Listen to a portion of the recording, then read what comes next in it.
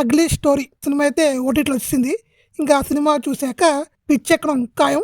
Acting okay గానీ సినిమాలో మాత్రం మనకి చిరాకు తెప్పించాడు. ఈ మధ్యకాలంలో టీవీ సీరియల్లో నెగిటివ్ షేడ్ ఉన్న క్యారెక్టర్లు హీరోలు చేస్తున్నారు.